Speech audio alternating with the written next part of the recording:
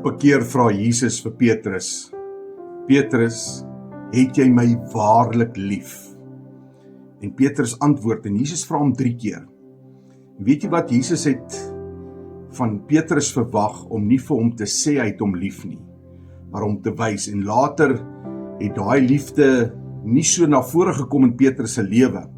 By die aand van Jesus se inhegtenisneming het hy Jesus verloon, en toe die haan kraai, toe besef Petrus, maar die liefde waarvan hy gepraat het nie regtig deurgekom, het nie uit sy hart uitgekom nie. Daar was nie 'n offer gewees nie. Want Jesus sê vir ons, Johannes 15 vers 13, groter liefde het niemand as dit nie, dat iemand sy lewe vir sy vriende aflê. In hierdie wêreld wat ons in lewe, is ons so selfsugtig, die wêreld is selfsugtig, en al wat ons kan vra is, wat hou dit vir my in? As dit liefde is, as dit 'n verhouding is, as dit 'n transaksie is, maak nie saak waar ons in hierdie lewe beweeg nie, wil ons as mens weet en wil die wêreld weet, wat kry ek uit hierdie deal uit? En Christus werk bietjie anderste om. Christus en die evangelie werk uit 'n standpunt uit van, wat kan ek gee? Hoeveel kan ek gee? Want dan bewys ek my liefde.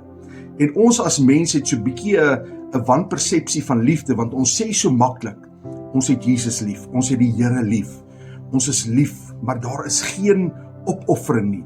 En liefde uit die evangelie oogpunt, uit die Christelike oogpunt, uit die perspeksie van God, uit vra hy 'n opoffering. Want Jesus het sy lewe kom opoffer. Hy het sy liefde kom bewys, sê die woord, deur vir my en vir jou te sterf. Deur vir my en vir jou te sterf, terwyl ons nog sondaars was. En ek wil vanaand vir jou sê dat ons verby die wêreld moet kyk en die wêreld se normes moet aanvaar, maar by Christelike liefde uit te kom, onvoorwaardelik.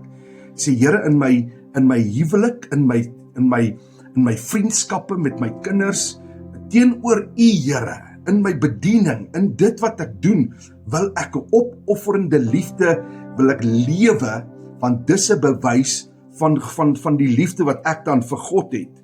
En as ons net dink aan hoe ouers hulle self opoffer vir hulle kinders, hulle sal sterwe vir hulle kinders, en dit is wat Jesus sê in Johannes, hy sê geen groter liefde is dat iemand sy lewe aflê, dis vrywillig.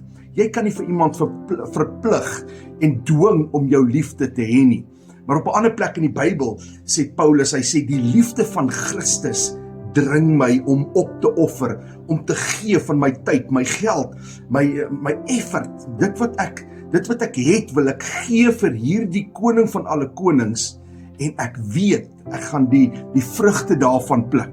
Ek gaan die verhouding wat ek dan het met my Heer en Meester, gaan liefdevol wees, want hy het my eerste lief gehad, toe ek nog 'n sondaar was. Hy het sy liefde vir my en vir jou bewys, en ek wil jou aanmoedig, dat jy 'n opofferende liefde gaan openbaar, gaan lewe vir ons koning en vir ons Heer.